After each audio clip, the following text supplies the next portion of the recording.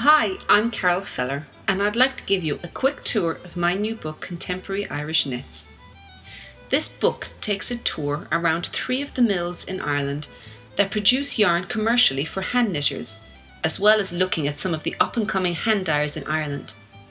Each of these mills produces a yarn that is very unique and distinctive, and it really helped inspire the designs in these books. And these 3 mills are scattered around the country. The first, Kerry Wunna Mills, is probably the closest to where I live in County Cork.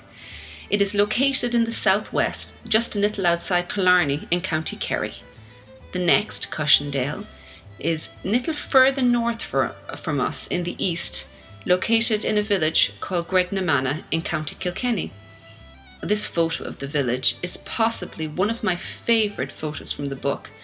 It really was a very picturesque spot. The final mill we visited was Donegal Yarns, which is located in the village of Kilcara, in one of the remotest spots in Ireland up in the northwest of the country, about the furthest from where I live.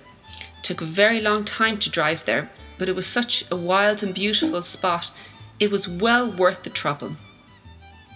My husband Joe took the photos for this book, which gave us a lot of flexibility to create the perfect shots. In some cases, this meant be ready for unexpected opportunities, like the photo of these 2 goats in front of the red door with the whitewashed wall. It looks like it has been staged, but it was in fact just a house we passed in Donegal, exactly as you see it. When I put the book together, I wanted to have a really good mixture of patterns that would go beyond just women's garments to also include men's, children's, and a variety of accessories. And all of the patterns featured in the book take their inspiration from traditional styles, but they have a very distinctly modern twist. The garments featured are all worked seamlessly, and the cables are designed to enhance and shape organically. A good example of this can be seen in Killybegs cardigan, where the humble honeycomb stitch is used in new ways. The cables are increased at the waist, and they help draw it in without the need for decreasing the stitches. At the yoke, you can see how all of the stitches are built seamlessly into the pattern, and also the light flecks of the Donegal yarn Aran tweed really help to give character to the cardigan and enhance the cables. The little girl's shrug, listole here, is modelled by my niece. It uses cables along the back that create a very subtle heart shape. It's knit from a yarn called Kerry Wunna Mills Aran yarn, which is very sturdy, but you can see how it can be used to produce a very delicate but wearable shrug. One of the men's garments that was designed in the book that I had a lot of fun with was Knockmore. This is knit from Cushendale DK yarn, and it was very kindly modelled here by my father. This sweater uses an unusual construction method.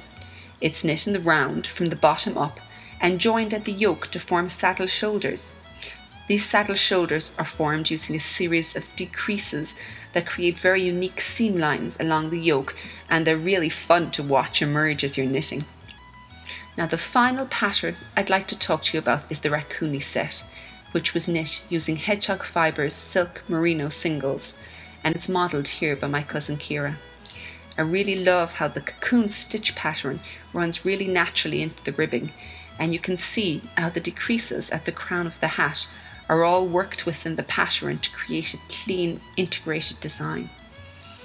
Now, this is only a little taster of the complete book.